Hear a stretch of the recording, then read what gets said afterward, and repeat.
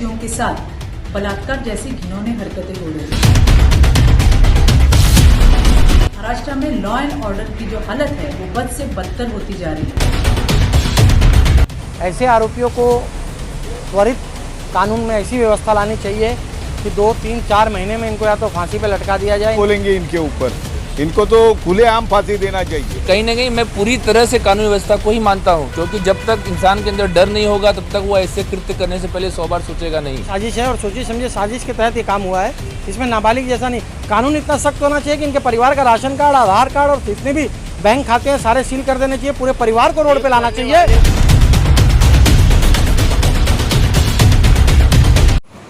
2012 के दिल्ली के निर्भया कांड को अभी पूरा देश भूला नहीं था। परिवार वाले सदमे से बाहर निकले नहीं थे कि एक बार फिर से मुंबई से एक घिनौनी वारदात सामने आई है। मुंबई में 32 साल की एक महिला के साथ एक व्यक्ति, एक आरोपी बलात्कार करता है। बलात्कार करने के बाद उसके प्राइवेट पार्ट पर रॉड से चोट पहुंचाता है। हमारे साथ मौजूद हैं कुछ लोग, हम उनसे बातचीत करेंगे और चर्चा करेंगे इस विषय पर। सर, क्या कहना है आपका? जिस तरह से आए दिन मुंबई में लगातार रेप केसेस बढ़ते ही जा रहे हैं, क्या कहना है? ये बहुत ही घृणित कार्य हुआ है। निर्भया कांड के जो यादें हैं और निर्भया कांड का जो भयंकर जो वाक़या था वो अभी तक लोगों के दिलो दिमाग से उतरा नहीं है। और इस तरीके के महाराष्ट्र जैसे पुण्य नगरी और पावन नगरी के धरती पे हुआ है, ये बड़ी घृणित बात है। ऐसे आरोपियों को त्वरित कानून में ऐसी व्यवस्था लानी चाहिए कि 2, 3, 4 महीने में इनको या तो फांसी पे लटका दिया जाए। इनके परिवार वालों का राशन कार्ड और आधार कार्ड, इनकी नागरिकता ख़त्म कर दी जाए और इनको इस तरीके से कठोर कानून किया जाए कि आने वाली 10 पीढ़ियाँ भी इस तरीके का घृणित काम करने से डरें। क्योंकि अभी ये जो है ना 2-3 महीने में, 4-5 महीने में वकील लोग उनका जामीन करा देंगे, आराम से घूमेंगे। तो लोगों में अभी मुझे ऐसा नहीं लग रहा है कि कानून का, क्या आप मानते हैं कि कानून की ढिलाई की वजह से ऐसी वारदात? पूरा कानून की ढिलाई की वजह से, क्योंकि लोगों को मालूम है कि हम आराम से छूट जाएंगे, जामीन से छूट जाएंगे, विटनेसेस की कमी हो जाएगी, फिर बहुत सारी चीज़ प्रोसीजर में 10-15 साल निकल जाते हैं। और the justice delayed is justice denied.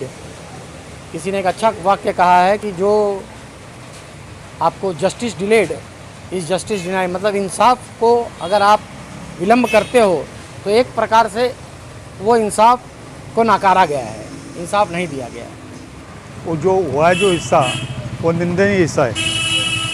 उसमें जो जिसने किया है उसको कड़क कड़क शासन होना चाहिए और पुलिस ने इसके बारे में अच्छा तरह से जांच करना चाहिए। कानून तो अच्छा है, लेकिन जो कानून जो उसका इस्तेमाल करते हैं वो अच्छा ढंग से करना चाहिए।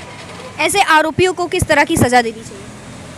क्या बोलेंगे इनके ऊपर, इनको तो खुलेआम फांसी देना चाहिए, खुलेआम मैदान में लाके फांसी देना चाहिए।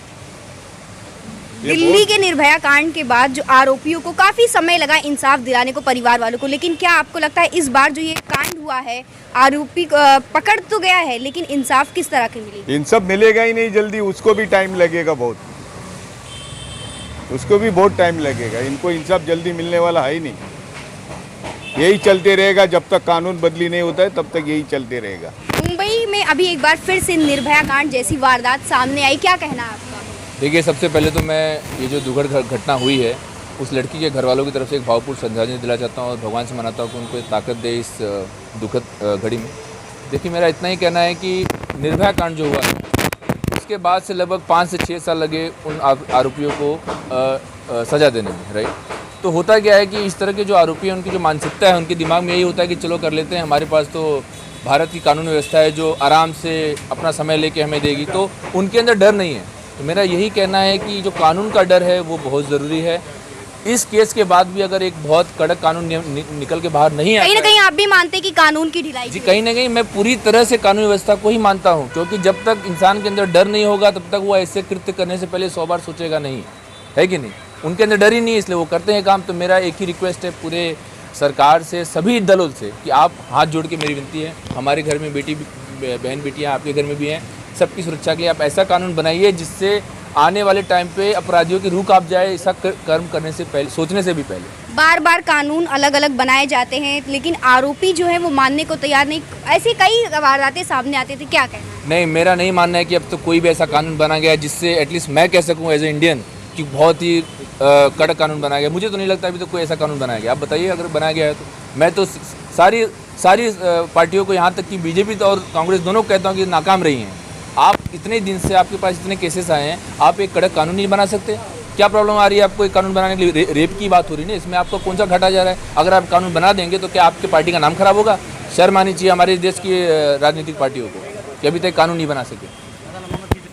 अगर नाबालिग आरोपी है तो उसे किस तरह की सजा देनी चाहिए? नहीं, रेप केस में नाबालिग वाबालिग क्या है? पिछली बार जुवेनाइल जस्टिस में डाला गया था। रेप जो होता है ना, जब भी जिस लड़की के ऊपर रेप होता है ना, तो नाबालिग और बालिग का इसमें प्रश्न ही नहीं आना चाहिए। इसमें ये जो कानून है नाबालिग है। पिछली बार निर्भया कांड में नाबालिग को काफी समय दिया गया था उसे सजा देने के लिए।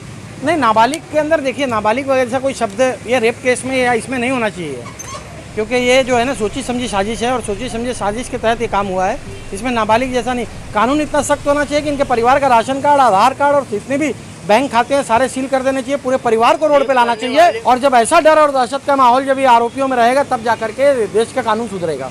लड़कियों को किस तरह की सुरक्षा सरकार की तरफ से मुहैया कराई जानी चाहिए? देखिए, लड़कियों के लिए जो सुरक्षा जो सरकार की तरफ से जो कराई गई है उसके बारे में मैं कुछ ज़्यादा जानता नहीं हूँ ना। कराई जानी चाहिए। करे लड़कियों के ऊपर जो ऐप के द्वारा जो है ना, मोबाइल है हर एक आदमी के पास, स्मार्टफोन और फीचर फोन दोनों के ऊपर एक ऐप देना चाहिए, जिसमें एक नंबर जैसे 9 नंबर या 8 नंबर 6 नंबर या कोई भी एक आंकड़े का नंबर दबा दिया जाए तो नज़दीक। कहीं ऐसे भी होता है कि अगर फ़ोन लगाया और फ़ोन नहीं लगा तो ये तो सरकार की नाकामी कही जाएगी। इस वारदात के बाद कई लोग ट्वीट करेंगे, सोशल मीडिया पर श्रद्धांजलि देंगे, कई नेता आरोप प्रत्यारोप लगाएंगे, लेकिन क्या कोई उस महिला के साथ जो घटना घटित हुई क्या उस पीड़ा को महसूस कर सकता है? ऐसे आरोपियों को कब कड़ी से कड़ी सजा मिलेगी? कब ऐसे आरोपियों का खात्मा होगा? अभी के लिए इतना ही, फिर होगी मुलाकात। तब तक के लिए नमस्कार।